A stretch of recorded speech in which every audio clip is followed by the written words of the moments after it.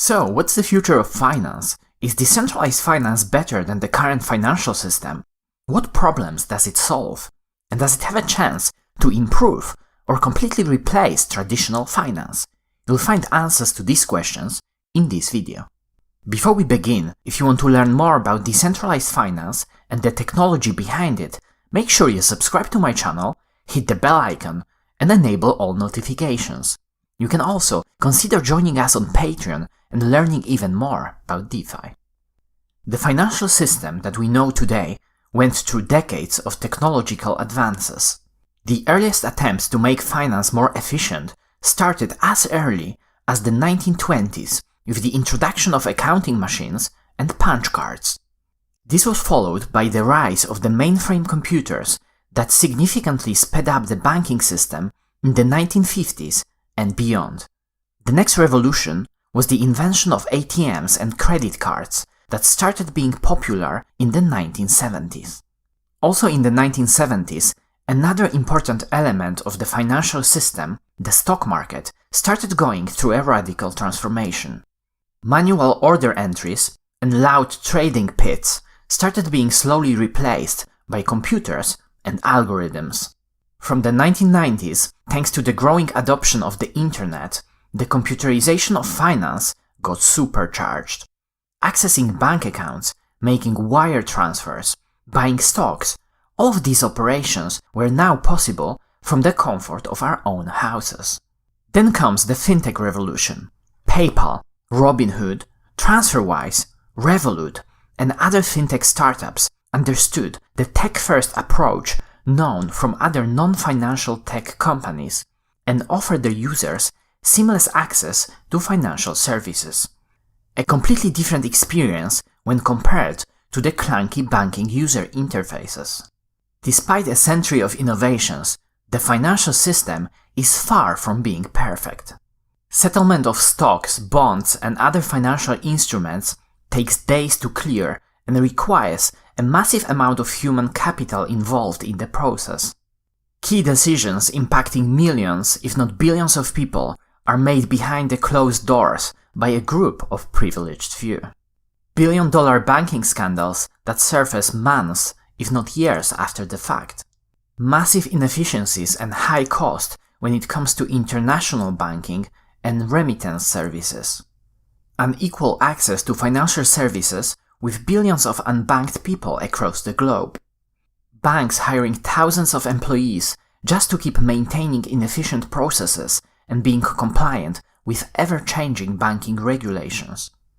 A super high barrier to entry for the new players, making it almost impossible to start a new financial company without access to the massive amount of capital, stifling innovation. The whole financial infrastructure consists of siloed systems built with proprietary technologies and algorithms that each company has to make from scratch.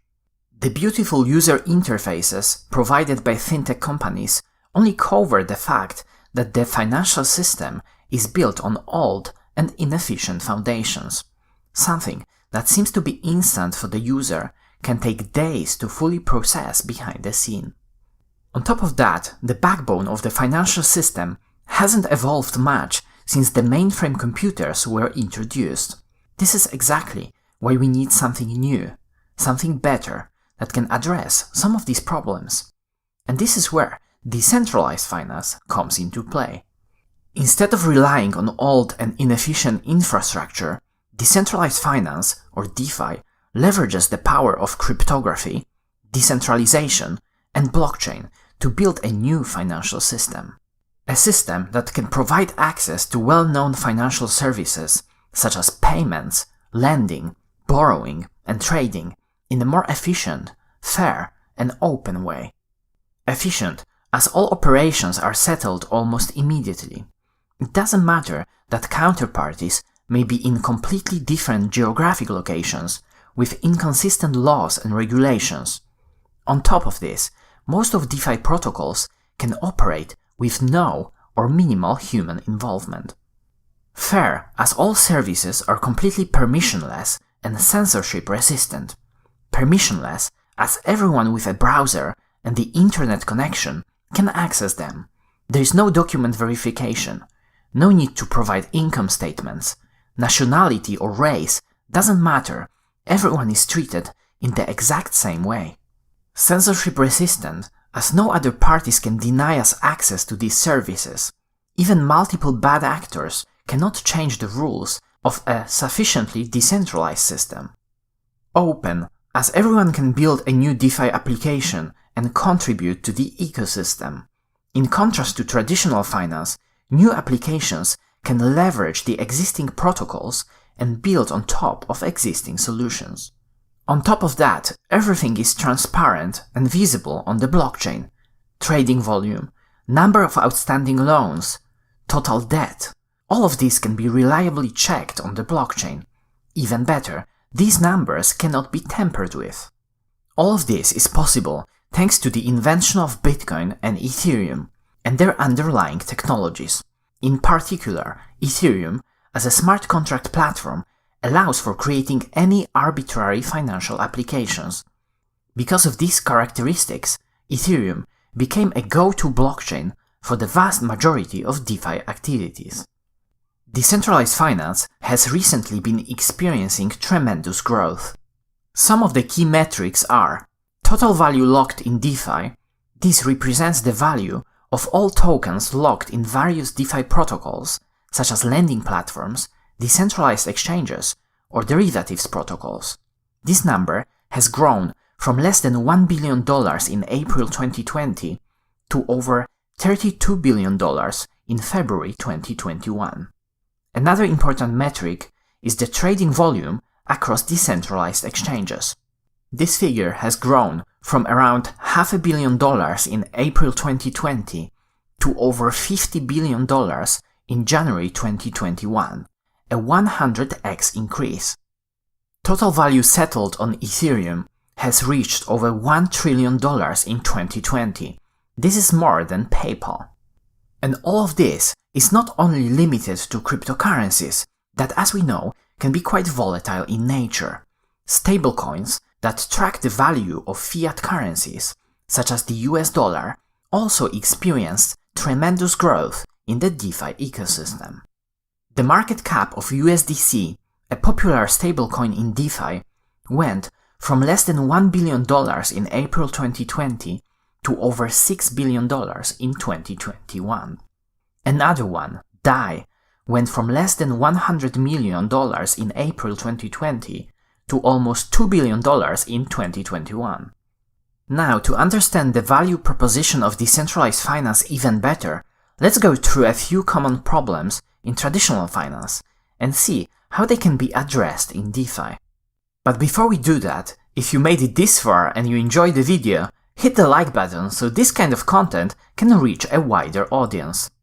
Let's start with the recent situation in the stock market, the famous GameStop saga. After discovering that GameStop stock, GME, was overly shorted by some of the hedge funds, users of a popular Reddit group, Wall Street Bets, started buying GME as they believed this could initiate a short squeeze that would result in hedge funds having to buy back the shorted stock, driving the price higher. At some point, Robinhood and a few other stockbrokers came up with a controversial decision to disable the possibility of selling GME and a few other stocks. A situation like this just wouldn't be possible on a decentralized exchange like Uniswap. There's no one who can disable or alter the trading capabilities of the platform. There is no single authority making decisions on behalf of the users. DeFi democratizes access to trading. This situation exposes another problem: decisions made behind closed doors. A group of people deciding to shut down trading, or maybe a bunch of bankers deciding what the best interest rate is for millions of people. In DeFi, interest rates are adjusted automatically based on the supply, demand, and risk parameters of certain assets that are configured by the protocol. Even if some DeFi lending platforms allow for changing certain risk parameters, all decisions are publicly visible and changes are voted on by multiple people who govern the protocol. What about this problem? paying 10 to 30% of the value of a bank transfer just to send money across the globe. In DeFi, you can send USD-based stablecoins for a fraction of that cost. Even better, they will arrive in a matter of seconds. With the settlement of different assets measured in seconds instead of days, the counterparty risk is dramatically reduced. Accounting. Every record is publicly available on the blockchain, so accounting becomes super easy and can be most likely completely automated. This can dramatically reduce the human capital needed. Unequal access to financial services. A DeFi protocol doesn't care who you are, it just follows predefined rules that are exactly the same for everybody. Although DeFi presents us with a unique value proposition, it comes with its own challenges. It brings more responsibility to the users, who are now truly owning their assets, so they have to make sure they store them in a secure way. There is not a lot of hand-holding here, especially when interacting with new DeFi protocols. There are still certain regulatory risks, although things like KYC or AML cannot be enforced in the DeFi protocols themselves. The regulator may try to force wallet providers or dev teams responsible for certain protocols to add KYC requirements to their user interfaces. Scaling is another issue that has to be tackled. The popularity of DeFi resulted in a tremendous demand for the block space on Ethereum. This in turn results in high gas fees for the users. It's not uncommon to hear about $10 or even $50 Uniswap transaction costs. Scaling is already being tackled by ETH2 and Layer 2 scaling solutions. You can learn more about it here. Hacks are another challenge of the DeFi space that make using certain protocols, especially the new ones, risky.